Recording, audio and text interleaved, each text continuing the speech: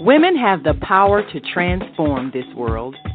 We can end crime and violence if we all agree to do one thing: share. Let's share our wisdom, share our time, share our talents, share our finances, but most of all, let's share our love. This is the Female Solution.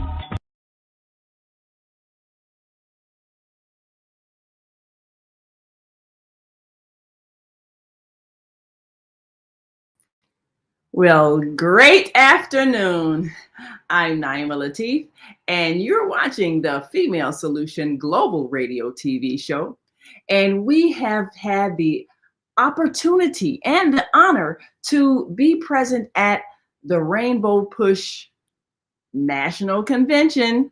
And as always, nationally and internationally, Rainbow Push has reached out to humanity to lift us up and remind us of our greater vision and our greater purpose. And that is to restore us to a level of love, peace, harmony, and most of all, fairness, justice, and equality. This has been a harrowing several months, but most definitely the last several days.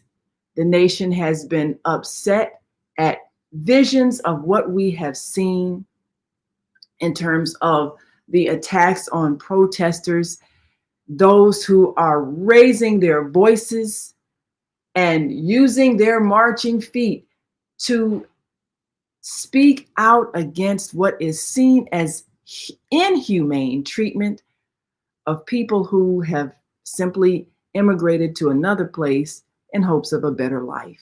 Now, there are a lot of issues involved, and we have certainly heard many voices, but the underlying problem is fear. Fear that someone is going to take something from us, when in fact there is enough on earth for everybody to share. The reason why we are fearing that there's going to be a conflict with those who are moving about the earth and coming to different countries is because we've been given the incorrect perception that there's not enough. And that happens when people hoard more than their share. In our society, people who hoard are called wealthy. Wealth is simply the access to materials that one is holding as one's own personal possession, or the symbol of the possession, which we have given money, whether in coins, property, whatever the case may be. Symbols of possession of wealth that a small percentage is holding on to as if it owns the greater portion of that which really was given to everybody on earth to share. Well, abundance is something we all have the power to create and obtain if we would simply share. As we prepare to celebrate a day in America known as Father's Day, and perhaps around the world, being able to acknowledge the importance of fatherhood, we in America must take a look at the family structure, which has been deliberately disturbed, distorted, and destroyed, and has had a major impact on our ability to attract, attain, and maintain abundance, wealth, possessions, symbols of ownership, that which would allow us to survive. So we're going to talk about that today, having attended a major discussion, a panel discussion led by Santita Jackson and Yusef Jackson, of the Rainbow Push Coalition, and of course, children of the Reverend Jesse Lewis Jackson Sr., in this breakfast meeting, in which we're taking a look at wealth, but not wealth in the sense of hoarding that which others need for survival, but wealth in the sense of the free-flowing abundance that's available to us all if we simply do what is necessary in order to attract it and share it and work together to maintain it. Families do this. The basic unit of wealth building is the family, the husband and the wife. They work in partnership to create that which they're going to need for their children. This is the basis of all species when it comes to how to create what your children are going to need in order for you to raise them in a safe, secure environment so that they may grow into a healthy adulthood. Something historically has happened among the African American community to our families that have become broken and dysfunctional and have therefore been unable to attract and acquire and maintain the necessary wealth, the necessary abundance, the necessary skills and materials that would make it possible for us to provide for our children. And so our children suffer and they become targeted and they become a part of the prison industrial complex, a business not there to keep our society safe, but to make money from those who struggle financially. It's the same system that Europe had. It's debtor's prison, where you could go to jail for not being able to pay your debts. It's the same system that those who immigrated from Europe eventually reinstituted in America, calling it something else. But basically, those who end up in prison are those of the economic class that cannot afford to pay their debts, to hire competent assistants if they are falsely accused, or to make good choices when it comes to how they're going to acquire their material goods, and often end up accused of or actually committing crimes in the process of trying to survive. We become the recipients of a very cruel system of punishing the poor when we cannot keep our families together. And this is the first line of defense when it comes to defending ourselves from, as we can see, a very cruel system of attacking those who need help. So let's join this discussion sponsored by the Rainbow Push Coalition at breakfast meeting, in which two wonderful scholars give us insight about what we must do to reconnect the family in order to empower ourselves economically. And when we make those decisions, then we will see a change in the conditions that affect our lives. So let's join them now. But it will make me miserable first. Give the message.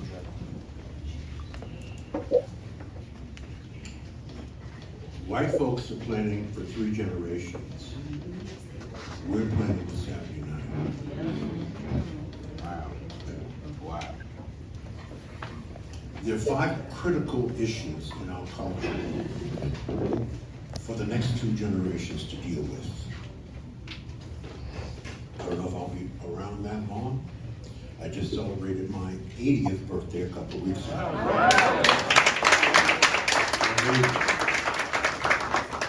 Someone asked me a question, I was doing an interview, said, Dr. Fraser, what's your next big mountain to climb? And I said, to make it to 90. Here's some statistics on that. I asked AI, what is the chances of a black man living to be 80 plus? 4%. Wow. To make it to 90, 1%. I want to be one of the 1%. All right. Reverend Jackson will be one of the 1%, and the iconic family of the Jackson family, including the wives. We could not have found a better leader in this time. To include John Hope Bryant, who, what I love is he has taken the idea of civil rights to change them into silver rights. He'll expand on that. Of the 5 critical issues that we must work on, from my perspective as a brother who's been married to the same sister for 52 years, people ask me all the time, what's the key to staying married to the same sister? I emphasize that. For 52 years, a half a century plus 2. It's a very simple answer. Amnesia is the because in 52 years, Dr. Fraser is going to do some dumb shit. So is Nora Jane. When we do our dumb stuff, we come together, we discuss it like we have emotional intelligence, we reach middle ground, and then we bless it and release it, never to bring that shit up again. Unless you do it again. That's a whole nother conversation.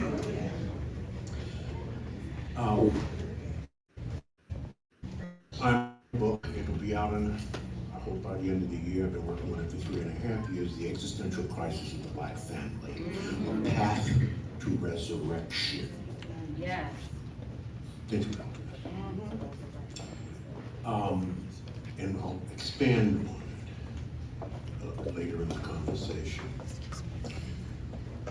But it has had a profound impact on one of the subjects we'll be discussing, and that is our ability to build the intergenerational transfer of wealth. And I'll give you the statistics on that and why that is. But we have serious work to do. And when I reveal some statistics, what you're not changing, you are choosing, you will understand that the key to solving a problem is to first know that you have a problem. So this is not a subject that we are talking about. It's very, very, very sensitive. It's very complex, but it applies to the modern man and the modern woman. Modern defined by artificial intelligence is those 18 to 49. It is not an OG problem. It is a modern day problem, and there is modern warfare today between the black man and the black woman. That needs to be fixed, and that needs to be solved. I'll just leave it at that, and we'll unpack it. I'm sorry, what does warfare mean? I'm not gonna let you get away with that one. What does warfare mean? I'm not talking about guns and swords and knives. I'm talking about words and attitude. Words and attitude. That's what I'm talking about. And words cut deep. And really are more effective than getting stabbed. The wrong words can kill somebody. Mentally and spiritually. So we'll get into it. Thank you, Mr. Fraser. Chairman? Wow, words can kill.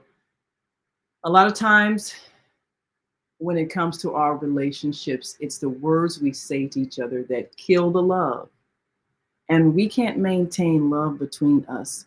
We can't maintain the family unit that is the foundation for our economy.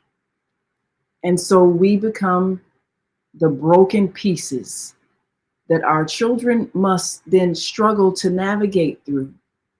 and compete with those with intact families and strong partnerships between their mothers and fathers, support systems of their communities, and a means whereby they can be supported for the furthering of their education and development.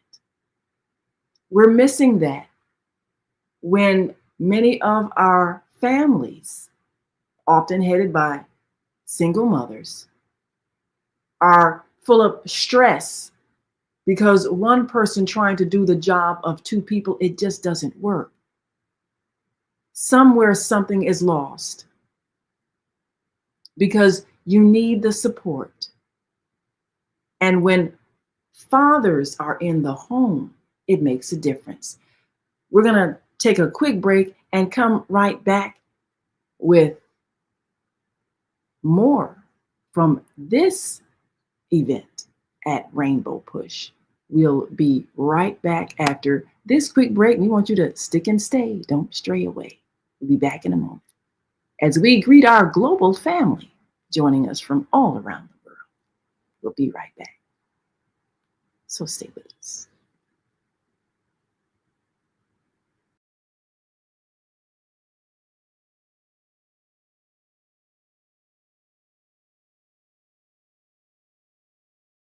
We are global transformers, changing the world from the way it is to the way it should be. We are one. Wherever we live on this earth, we are one human family. On behalf of our team of radio hosts, I'd like to extend a greeting to all the members of our family, whenever and wherever you may be listening around the world. To our family in China, Ni Hao. In India, Namaste. In Japan, Konnichiwa. In Korea, Annyeonghaseyo. In Russia, Zdravstvutie. In Germany, Guten Tag. In Poland, Dzień dobry. In France, Bonjour. In Spain, Hola. In Italy, Ciao. In Egypt, Ahlan wa sahlan. In Ghana, Akwaba. In Nigeria, Peleo. In South Africa, Sawubona. In Senegal, Nangadef. In Kenya, Jambo. In Israel, Shalom. In Pakistan, Afghanistan, Palestine, and Saudi Arabia, Assalamu alaikum. Greetings, and may peace be upon you all. Join us live on the on-air radio network called 727-731-5192. We want to talk to you.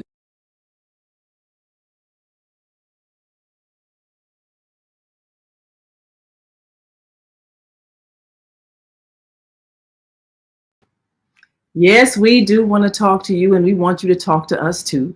And you can give us a call, 727-731-5192. This is a time for us to reflect on what it is that we are doing that has created the condition. It's easy to blame someone else, but we must take responsibility for the choices that we're making. And when our very foundation falls apart, the partnership that is intended to be the safe and secure haven for our children, when that falls apart, then we become prey to a society that preys upon the weak.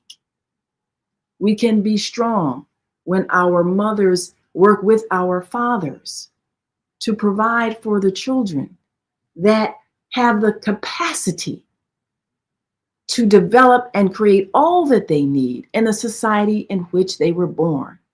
It's our responsibility. So tomorrow, as we prepare to celebrate Father's Day, let's take a look at some of the decisions that we're making that have destabilized our relationships, destabilized our families, and made us prey to those who wish to take away all that we have acquired. That can only happen when we are not united as a strong unit.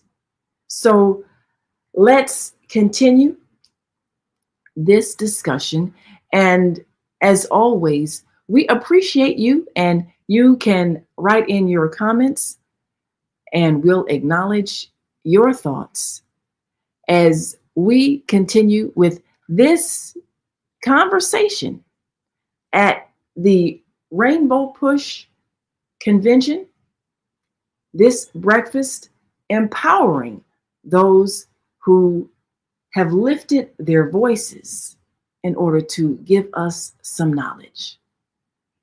So let's continue. Beneath the poverty level. The legislation was designed to create a more equal society. So to the extent that we're not closing the gap in wealth, if we're 1/6 as wealthy as white families, if Hispanics are 1/4 as wealthy as white families, well then the legislation is not as effective as it needs to be. So when we were 3 times less literate as a percentage than white families were in the 50s and 60s, and then in 1973, the poverty rate for black people fell down to 11%. So the work of the Great Society and the civil rights legislation was working. Now we're back up to 27, right? We can talk about education as well. So we go from that bridge to this bridge, from the 60s to now. How are you singing?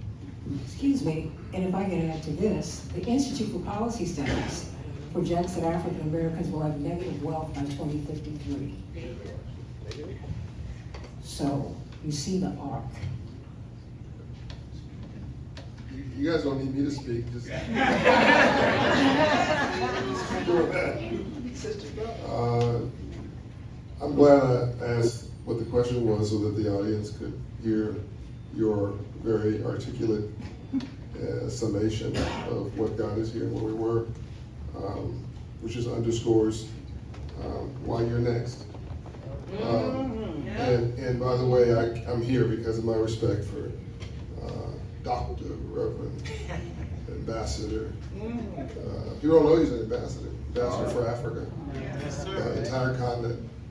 My respect for Mr. Jackson, but it's the tenacity of you. If you hadn't called, emailed, text, bothered me, and told me to be here, it wouldn't have happened.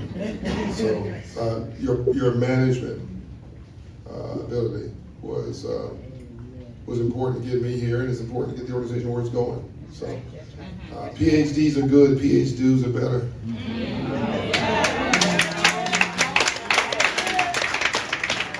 This is to answer your question. Is civil rights important? Of course it is.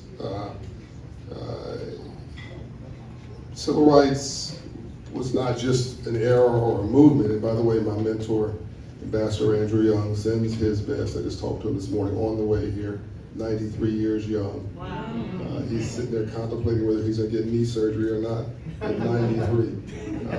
He's flying every week, and he's active just like you, so he sends his best wherever he goes. The Civil Rights Movement was the second Reconstruction. You're in the third Reconstruction. There's only been 3. First Reconstruction was Civil War, and immediately thereafter, and that was about freedom. And that, by the way, that was black and white. That was Abraham Lincoln, and there was others, but Frederick Douglass, notably. It was 40 acres, January 1865. There was a mule, February 1865. That was Savannah, Georgia, Field Action 15. There was a bank created, the Freedmen's Bank, March 3rd, 1865.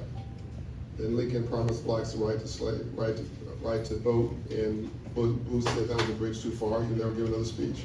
That was April 1865. That was 4 months. Land, mule. By the way, don't accept anything I'm saying as fact. Use your smartphone to be smart.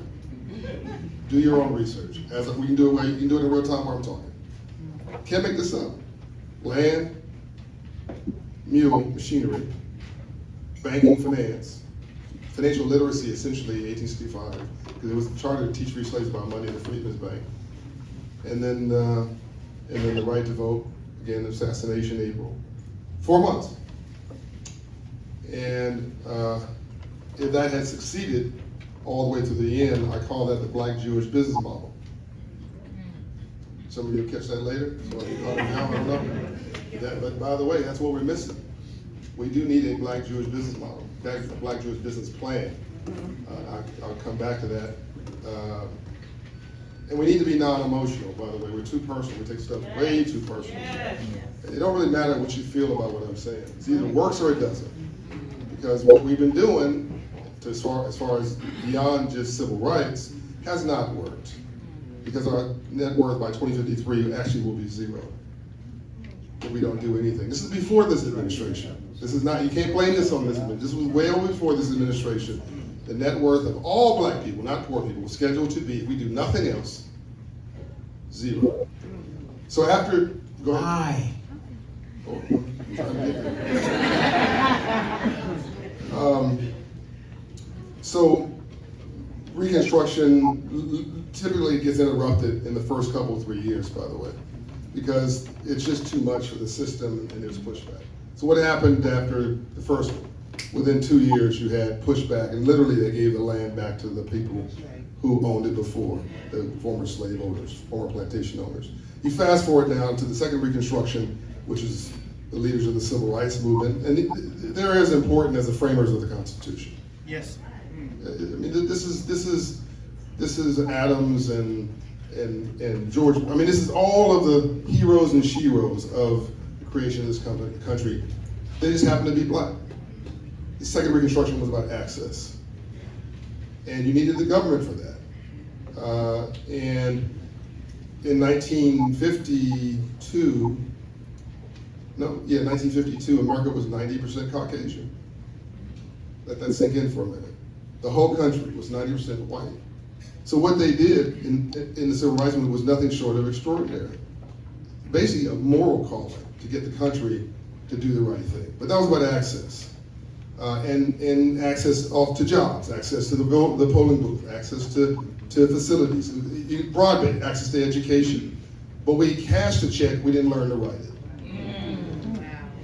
So now I'm just doing this real quickly. So now you're in the third Reconstruction, which I think started with COVID and started with George Floyd's murder. And coincidence is God's way of remaining anonymous. I think COVID was a Noah's Ark moment. Because the only reason that we even noticed George Floyd is that everybody was sitting at home watching the TV set because of COVID. Sure. Otherwise, it would have been like, oh, did you hear about that horrible thing? Okay, what time is dinner? People didn't move on to something else. Everybody was focused on it. It changed everything. So, and then within 2 years of the largest sort of social justice reckoning on Black America economically, within 2 years, what happened? Pushback. And of course, we know what happened in the 60s. It was a decade of assassinations and so on and so forth. And women got affirmative action because Blacks were denied it. In 1972, a woman couldn't get a bank account, not 1872. Right. And I'm not talking about Black women, all women. A white woman with blonde hair and blue eyes could not in 1972, please check this out, don't take my word for it, could not get a bank account and could not get a loan unless her husband co-signed it. This was a real debate about whether women should have rights and all. It was a real debate. And women got the benefit of affirmative action because after Kennedy and Johnson and King and Jesse and everybody else, and by the way, Operation Breadbasket, I didn't mention that, that was brilliant. That was Operation Hope, well ahead of our time. Because of all that, the system said, the society said, well, this is just too much. And so Nixon was a reaction to, no different than I think the current president is a reaction to Obama. Nixon was a reaction, and they said, let's give affirmative action to women. And they codified it for women. Now, today you're in an era of opportunity. Now, we didn't talk about this before I got here, but you mentioned it. I think you're going from civil rights to civil rights, not or, and. Two things can be true at the same time. We're gonna have to be bilingual, by the way. Right. We need red rooms, stopping bad things happening to good people. You need green rooms. Access to capital, access to internship, access to apprenticeships, access to opportunity, access to business growth, access to home ownership. I mean, the number one way you build wealth in America is home ownership. Why is it that Black people own 44% of homes compared to 75% of our mainstream counterparts? I mean, the whole tax policy in America is designed around home ownership. That's not my opinion. That's a dead fact. That's a live fact, actually. The entire American tax policy is designed around home ownership. That's why 75% of white people own home. So we should be obsessing about a few things. You mentioned mortality rates, and this goes directly to your point. If you live in I like math because it doesn't have an opinion. Whether you're in a black and brown, this will really level the playing field about whether we've been bamboozled. Whether you're black and brown urban, or whether you're poor, white, rural, if your credit score is 500, here's what you see. Now you keep me honest on this. If I don't get this right, just walk me right out the door, and then George will finish the rest of the session. We cool? Hold me honest on this, right? If you know this has to be exactly right. Whether you're black and brown urban or you're poor, white, rural, here's what you see in a 500 credit score neighborhood. A check casher. Yes. Yeah. Next to a payday loan lender. Yeah. Next to a rent-to-own store. Next to a car title lender. Next to a pawn shop. A liquor store. Fast food restaurant, if you're lucky, which is not real food, by the way, which is why we're inflamed. We're not fat, we're inflamed. And a church down the street trying to make you feel a little bit better once a week. That's your neighborhood therapist. Why don't you go see it straight? Oh, I don't want anybody to think I'm crazy. If you black and American don't think you're crazy, you're crazy.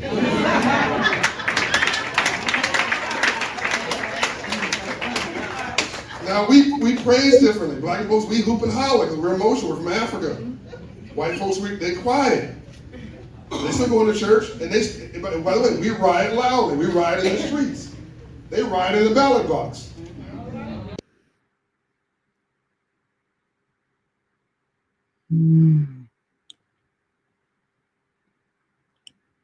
All right. Well, now that doesn't say it all. That's what we need to do. Make a difference at the ballot box.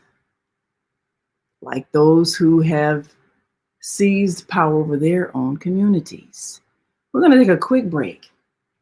And when we come back, we're going to take a look at the power of our communities when we can be united as mothers and fathers. As we get ready to celebrate Father's Day, we're going to talk to one who has been celebrating fathers with a very special program called Real Men Cook. But we get a chance to see those men who are making a difference in their families and in their communities, in a cultural event that reminds us that we need both for a strong economy. Yvette Moyo joins us, and we'll be right back after this quick break. So we invite you to stick and stay. Don't stray away. Be back in a moment. Stay with us.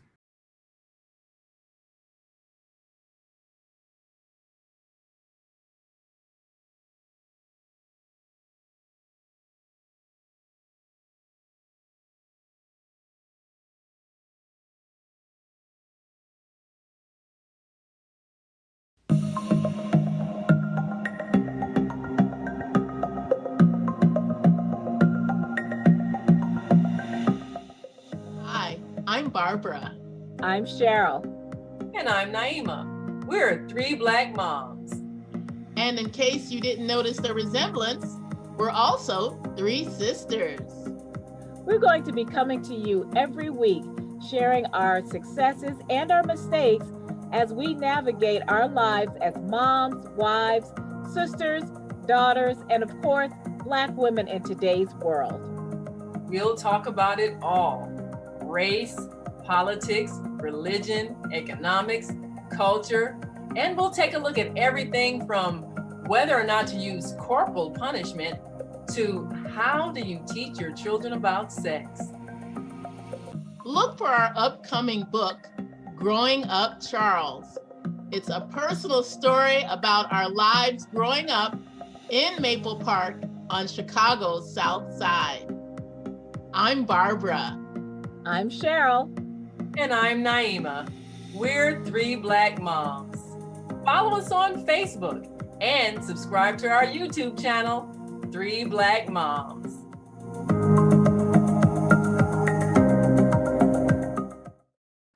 And we are back.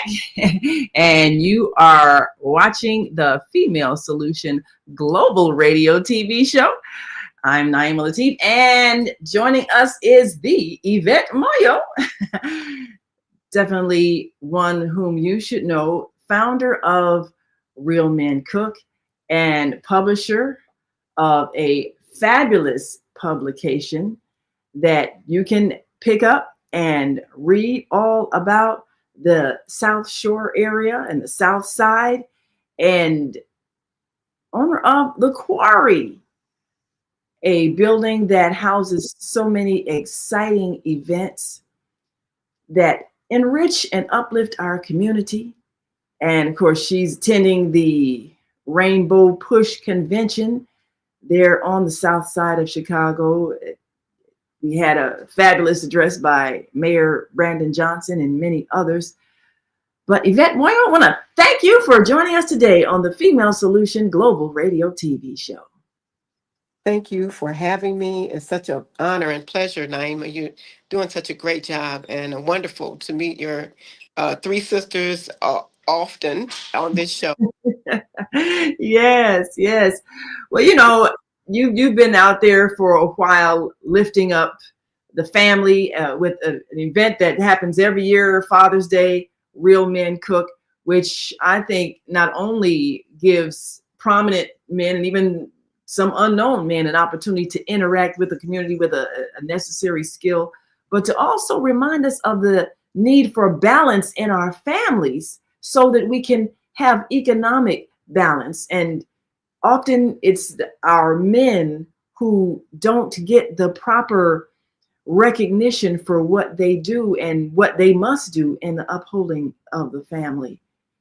So tell us how did you, first of all, with Real Men Cook, I've been following it for a while and even, urged some of my friends to get involved, but what was the incentive behind creating that? And of course, it's coming up tomorrow. Give us a bit of insight about that.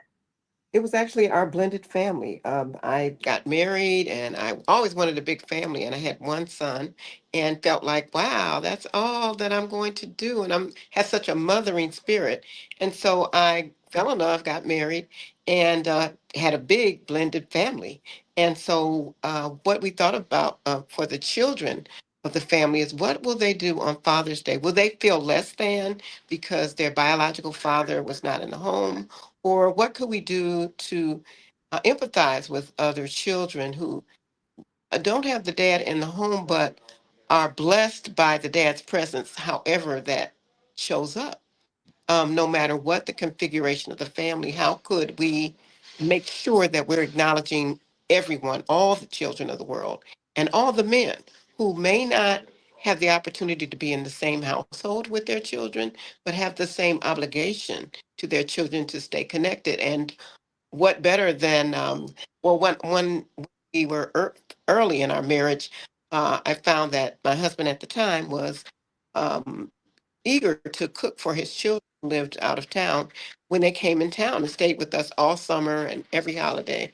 And he wanted to cook and serve them. And the delight that they got out of that experience was wonderful. And I heard of a woman in New York who was doing a fundraiser for an art school in New York, and it was called Men Who Cook. And so I called her. Hey, could we do this? And this is my idea. I want to do it on Father's Day. I want to brand it. I want to have Black men featured as the best fathers in the world. And she said, I don't mind you doing whatever you want to do. Obviously, you have a passion for it. I don't own the idea. This takes place in my home. It's a fundraiser for an art school in New York. Why don't you do what you want to do? And that was 36 years ago. And we launched the first Men Who Cook, in honor of her and the name of her event in Chicago. And ever since, we changed it to Real Men Cook, because our brothers had that testosterone and they wanted to be more, they wanted to show more action there. And there we are.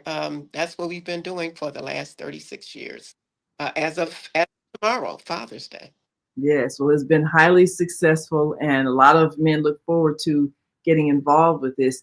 We know that our families are in trouble, many because economic distress, men who lose jobs, women who become overwhelmed with then having to juggle uh, familyhood with the cooking and cleaning. So I think the Real Men Cook, it really kind of helps balance our culture because we need shared responsibilities. There was a time when people didn't teach their sons how to cook.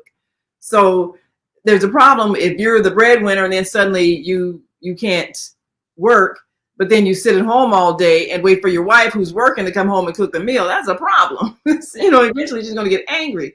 So I think even the Real Men Cook program, it kind of helps us culturally to develop the skills that our men need to share the responsibilities of the cooking and all the other work that needs to be done. So I thank you for that because I think it's had a very positive impact on our culture.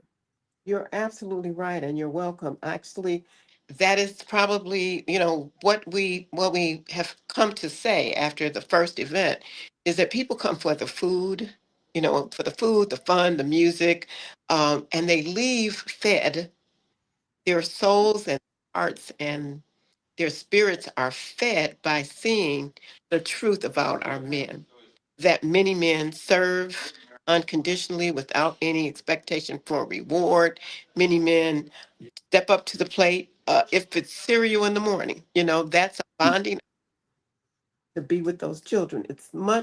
It just sort of eclipses a gift, a physical gift, because that serving and cooking is a gift from the heart. Now, there's some guys that don't cook, but they're still there.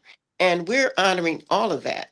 And so while the macho and the guys that volunteer to cook the food, to buy it, and to serve it, and to stand up as the celebrities for one day on Father's Day, every year they can count on that, which doesn't happen often.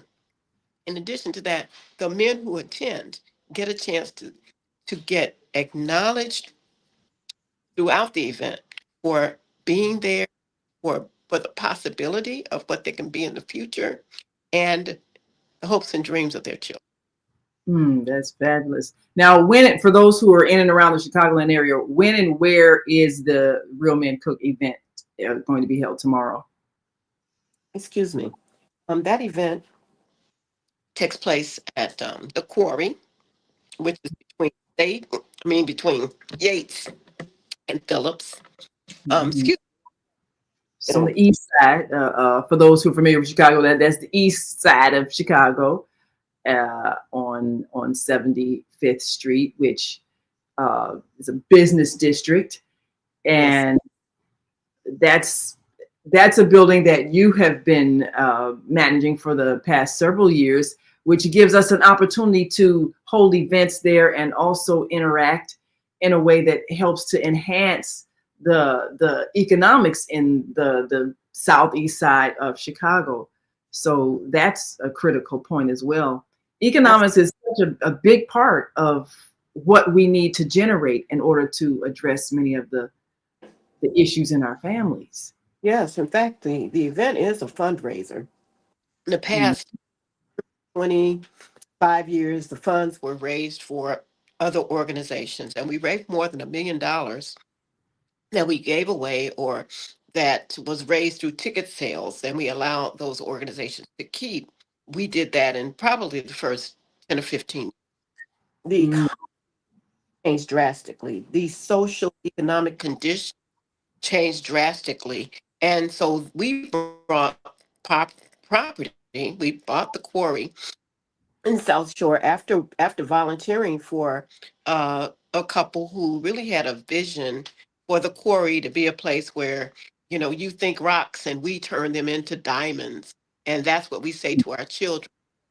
It's a place Mm. where rock, but cultivated and refined, they become diamonds. And so we are on 75th and Yates, right to the east of Yates. I mean, yes, to the east of Yates, to prove that a commitment of purchasing of commercial property to to uplift and support the community, as well as offer space for people to rent and to have their celebrations, their birthdays, their proms, their repasts and commemorations for the people that they love, their parties. That's why we're there. So the quarry, having the real men cook at the quarry after recent economic turndowns over the last decade in our communities, was a perfect choice for us. And in 3 hours, we can get in 1,000 people with our Wow. patio holds 300. One of our inside rooms hold 240 people in on the outside, and the parking lot. There's an opportunity in 3 hours, because the average time people spend is about an hour and a half. They're sampling food. They're shouting Happy Father's Day. They're seeing live entertainment, and it's a stand up, move around event. So after an hour and a half, people leave, and those people that stood in line for an hour to get in, they're ready to come in. Heard about us on the radio while we were live at the event. So it's a really rewarding to see our venue, the quarry, used in that way. And it's also an enlightenment for people who feel that there's no place in the city for them to go. They're discovering our commitment to the community, the art, the culture of it. And so it delivers in many ways on the event purpose and mission, which is to build healthy families and communities, which is the mission of our nonprofit, Real Men Charities, which was born out of the spirit of the Real Men Cook events. About 10 years after we were doing these annual events, then we founded the nonprofit to do this work every single day. Well, that I definitely congratulate you for the success of this event. It has been consistently bringing people together during this time, and also giving men an opportunity to highlight their cooking skills. And it's a safe place for people to gather and interact. You know And what? yes. That Safe and Peaceful Chicago, our nonprofit is supported by the Safe and Peaceful Chicago grant. It's Wonderful. probably the last 9 years, and also University of Chicago Medicine, that helps us fulfill our health and wellness, this community health and wellness. So our community is healthy and feels healed by all men, the attendees with tickets, as well as men who are cooking.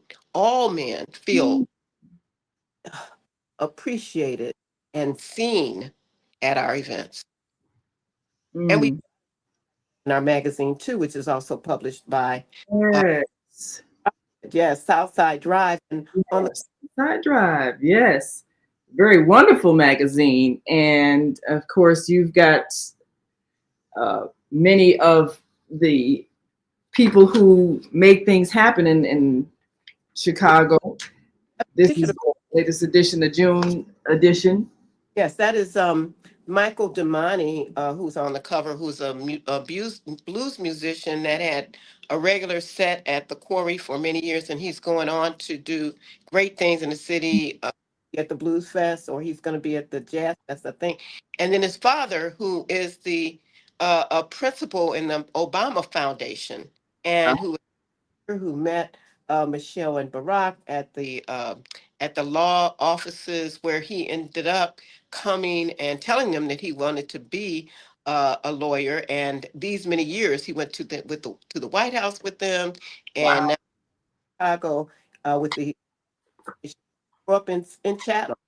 The story Yeah. that few others are telling, as well as Soyini Walton is featured in that issue. She Yeah. You got one of my favorite people. She's such a dynamic woman, and I don't know what kind of serum she's taking, but she does not age. I mean, she's the best uh, advertisement for vegetarianism you can have. I have seen this. I've known her at least about 20 years, and she has looked like this every last one of those years.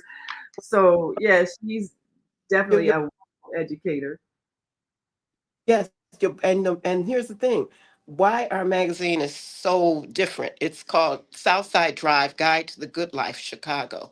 And Soini Walton is a very good example of that. what's her secret? We're telling her secret, and we're calling her a queenager, I like because she line dances. She loves music, supports that, and she's still on the board of the Betty charter schools, which she yeah, helps when they yeah, were the education. right. I I work. remember my daughter Zakia Latif. She graduated from that institution, and I had the pleasure of teaching at their various schools and Wow. seeing the difference in children when they're raised in a family-oriented society and a community kind of a culture. That's really what's needed, and that's what I see. If we could spread that spirit out to the rest of the city, the nation, and the world, things would change overnight if we could take that spirit of unity and familyhood and respect for our culture. Well, that's what you're doing with your show, Naima. And I want to just say thank you for your tenacity. I remember when you were first starting out on this Corey, Yes, yes, asking yes. for offices, even before we purchased, which I think Ah, we purchased in 27. We formed a corporation to purchase in 2017, mm, and you when I was there as if I was being paid full time, creating the programs and the people and all that. So I just say that women are so important to the freedom of our people and to the essential stories, telling the truth that we rarely need a man who's left his children, you know, because he's wanted to. The social mhm, issues that move our brothers away, and now the culture that says certain things are okay. It's up to us, and this is why we publish the magazine. I'm sure this is why you do this. We've got yeah, to tell stories that don't often get told. Like, uh, yeah, how does a high-ranking lawyer who's leading one of the major foundations in the country deal with a son that wants to be a blues artist? Support him and provide the love for yeah, him, not less than. You are on your path, and I support you 100%. That's a story that will help enliven the lives of father and son relationships that may not be working today, but they may read that article and say, "This is what it's all about." Love will trump everything else, even the political situation out here in the world. That is going to be love and the stories about how great we are as a people. And that's why we continue to publish Southside Drive and open our doors to the quarry for folks to rent at a reasonable age, the space they need to do the celebrations, the educations, and training programs, and many other activities where people gather. Often we don't have a place to gather. We hope that we're providing. yes. Well, that's a significant thing because, as you know, often we don't have places to gather, which we need to own more of these spaces, and we need to gather more. And that has a lot to do with our economic success in our communities, being able to transform the places. And you've done some wonderful things with the quarry, the events that have been held there, very informative, and people feel comfortable coming in that environment. So definitely, I congratulate you for your success over the years, your tenacity, and continuing to grow and build and inspire. This is what we need. So, how can people get in touch with you if they, number one, want to rent the quarry, or number two, want to share a story in the Southside Drive publication, or if they want to be a part of Real Men Cook next year and share their recipes and be involved in the program? How do they get in touch with you? Phase one is tomorrow. You can come to Real Men Cook. Our tickets are sold on the Black platform Event Noir. That's EVENTNORE. And if you do Google that event and Real Men Cook, you'll come up with the 36th annual ticket opportunity. Or you can go to our website, which is Real Men Charities, CHARITIES, Inc. donate and make a donation to support what we've been doing for 36 years without ceasing. And the other way is to call the quarry to book an event, celebration, training, or educational opportunity. We even have a summer camp there. That number is 312-259-1143. And you'll probably talk to Sister Imani, who also has her retail pop up there, Imani's bean pies and finer foods. So we're selling, salads, uh, bean pies, soups, and healthy items from through Imani's Finer Foods, who we have a partnership with there at the quarry. She'll probably answer the phone at the quarry, and you can speak with her about booking your event. Again, that's 312-259-1143.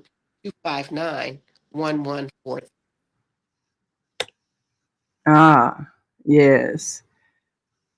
Yes.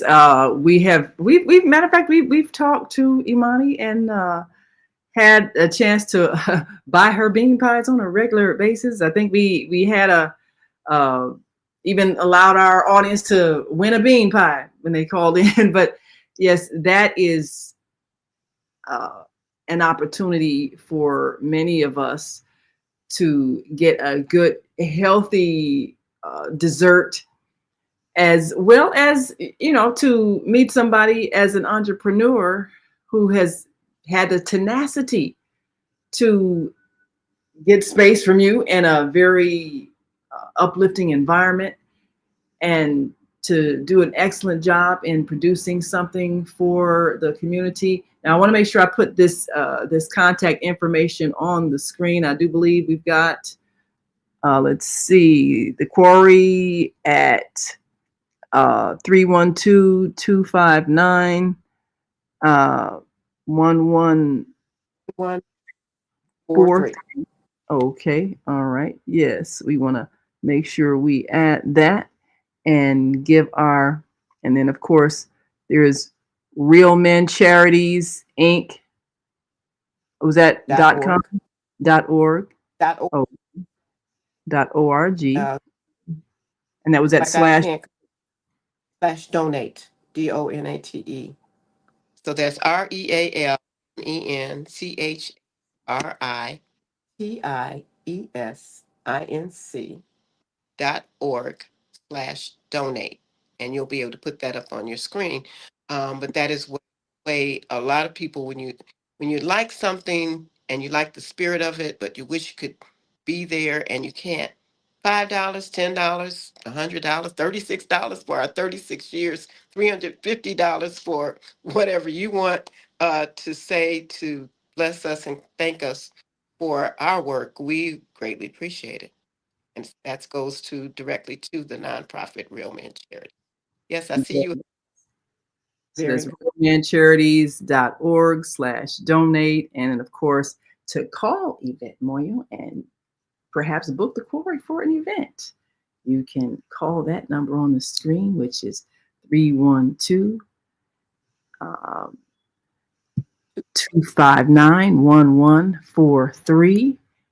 And it's a beautiful space in the South Shore area of Chicago. And we appreciate you for sharing your gifts and skills with the community and making it possible for us to meet some real men who cook.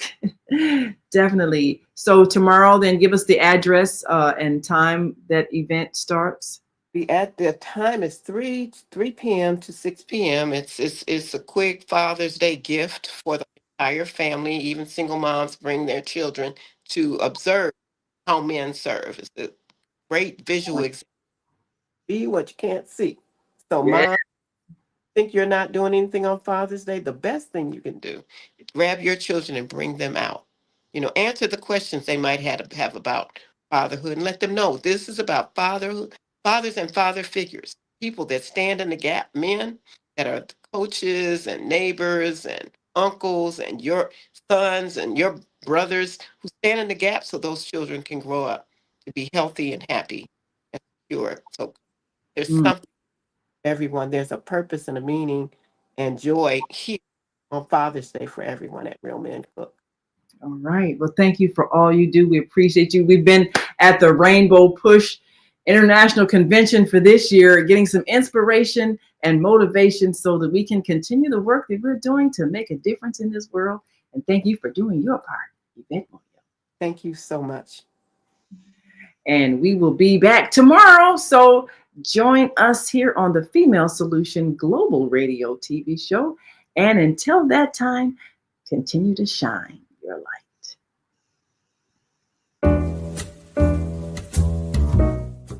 We've come to the end of our show today. If you missed any broadcasts, go to our website for the audio and video archives at www.thefemalesolution.com. On behalf of our team of radio hosts, I'd like to thank all of you who participated in today's discussions. And to our global family joining us from all around the world, we say thank you. To our family in China, xie xie. India, Dhanyavad. Japan, arigato. Korea, kamsamnida. Russia, spasiba. Germany, danke. Poland, dziękuję. France, merci. Spain, gracias. Italy, grazie. Egypt, shukran. Ghana, madasi. Nigeria, eshe. South Africa, ngiyabonga. Senegal, jareh. Kenya, asante. Israel, toda. Pakistan, shukriya. Afghanistan, tashakur. Saudi Arabia and Palestine, shukran. Assalamu alaikum wa rahmatullahi wa barakatuhu. Thank you, and may peace be upon you and the mercy of God and God's blessings.